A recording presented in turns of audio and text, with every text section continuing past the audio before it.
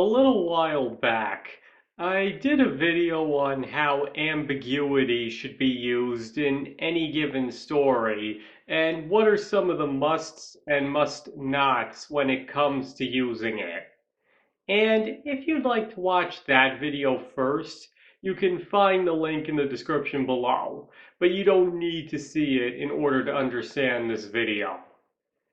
But today, instead of talking about the writing side of things, I'd like to go over a specific actor that I believe is a master of ambiguity, and we'll give a couple of examples of how he's able to play it at two very different extremes, both very effectively. Now, as should be expected at this point, there will be spoilers ahead for all movies I mention here. So if I bring up anything that you haven't seen but intend to, you might just want to click off the video and come back after you have. This is the only time you will be warned. Okay, I've kept it no secret that I'm not an expert when it comes to writing, and speak mostly from my own writing experiences whenever talking or giving pointers on the subject. And the same goes for acting as well. I have no formal training or knowledge of the subject, just what I've seen and read from the many movies I've watched. So, with that being said, if you're willing to take the word of a very amateur expert, the actor in question that I believe to be very good at playing ambiguity is Jake Gyllenhaal. Now, yes, he has been in many movies that have a very straightforward narrative, and as a good method actor, you'd honestly expect him to be great no matter what kind of movie he's in. However, as I mentioned before, there are two specific movies he was in that are very high on ambiguity, and he plays them both perfectly. In all honesty, to have played them any other way than how he had might have just ruined both of them. And as I also said before, what makes it even more impressive is that they are two very different types of ambiguity, with the first of these being Donnie Darko.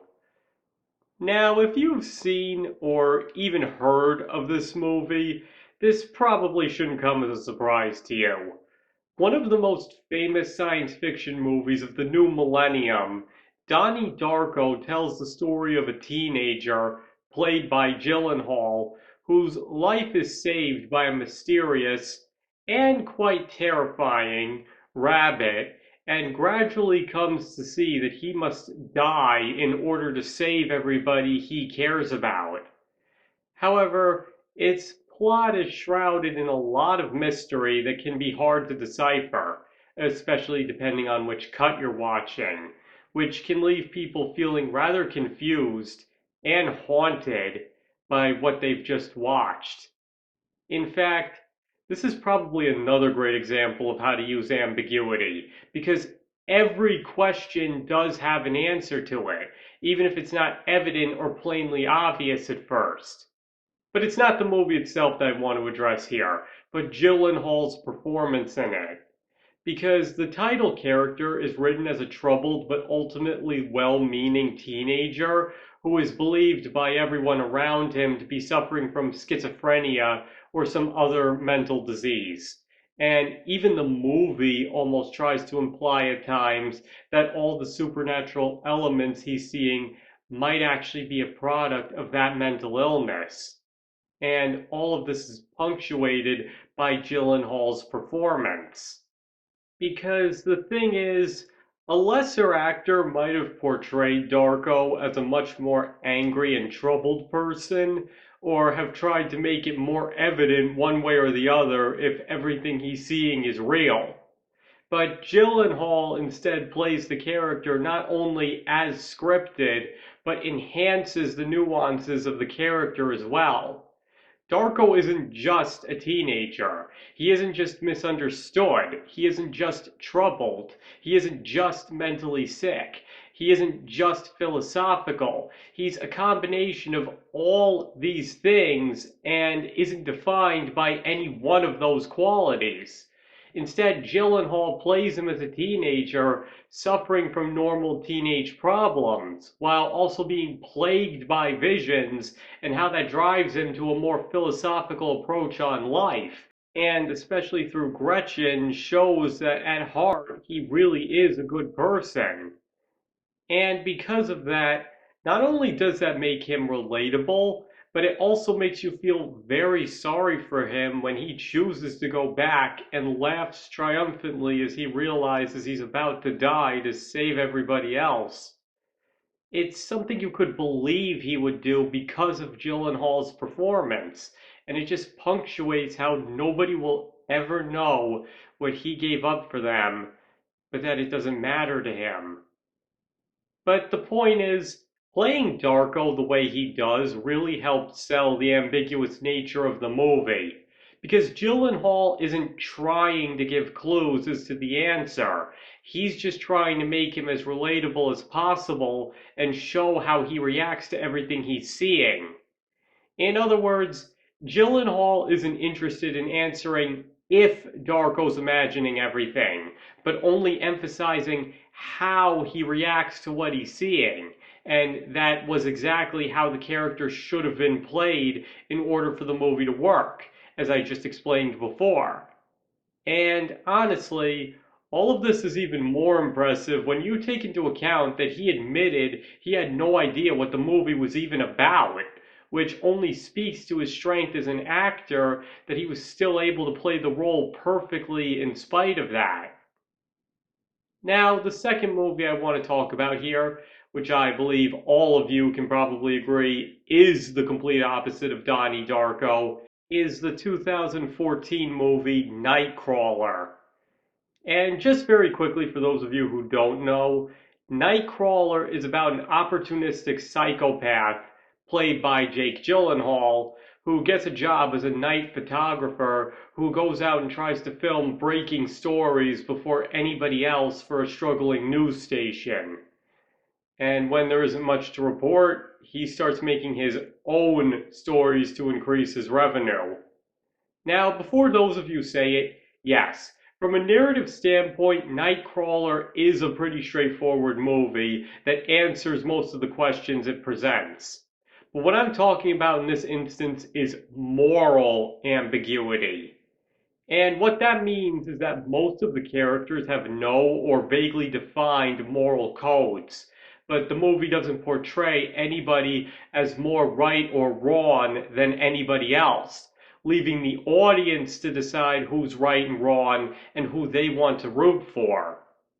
Now, it's pretty obvious from the start that most of the main characters are not good people and will do some pretty bad things to get what they want.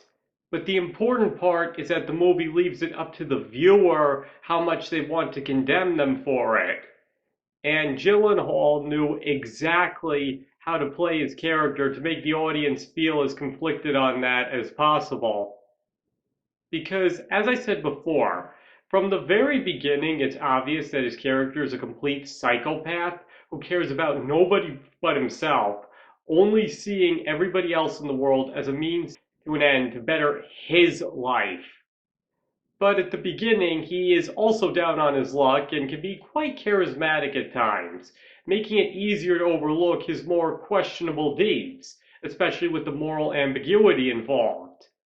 But then he starts getting really angry when things don't go his way, gets people hurt for both revenge and to get a great story, and finally gets his partner killed when he threatens to reveal everything he's been doing. And yet, after all of that, a tiny part of you still doesn't want him to get caught by the police, even though he honestly deserves it. And why is that? Because his performance plays right into the moral ambiguity of the movie.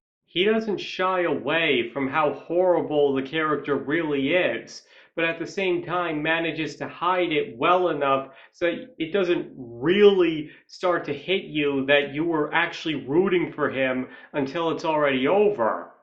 And this is in contrast to, say, Rene Russo, who plays the headline chaser with no morals role much straighter, making it a lot easier to hate her.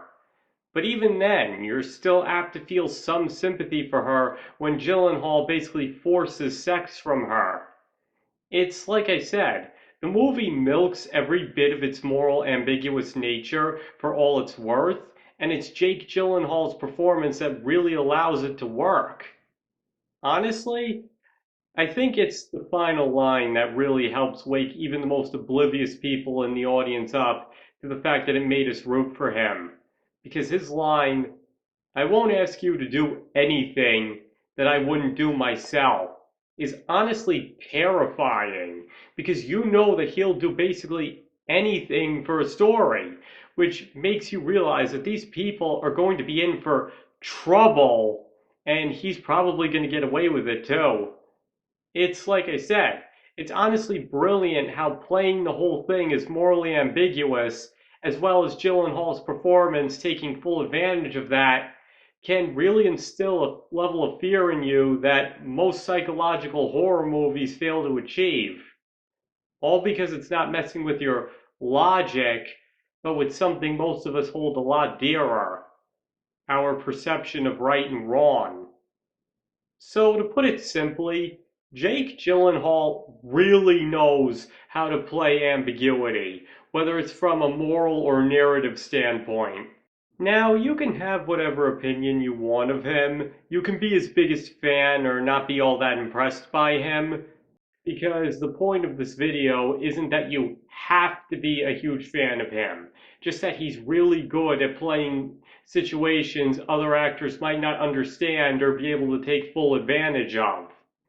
And I'm also not saying that other actors couldn't do just as good a job as he did in similar roles, because there have been many other great ambiguous movies that were majorly helped along by the actors' performances.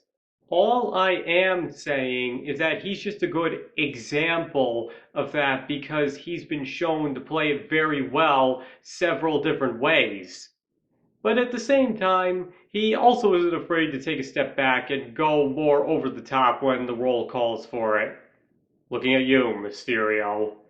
But jokes aside, if somebody wants to get an idea of how a character involving ambiguity should be played, they should really look to Gyllenhaal's performances in the movies I just mentioned, because I really believe that he played both of them exactly the way he should have, to the point that they may have both suffered from having a different leading man. Okay, I think I've made my point quite clear. But now I'd like to hear your opinions. Do you think that Jake Gyllenhaal is great at playing ambiguity, or do you think I'm giving him too much credit? Please feel free to let me know in the comments. And as always, you don't have to agree with anything I said if you don't want to. I don't fault you for having your own opinion. Thank you all for watching. I really appreciate it, and I hope to see you all next time.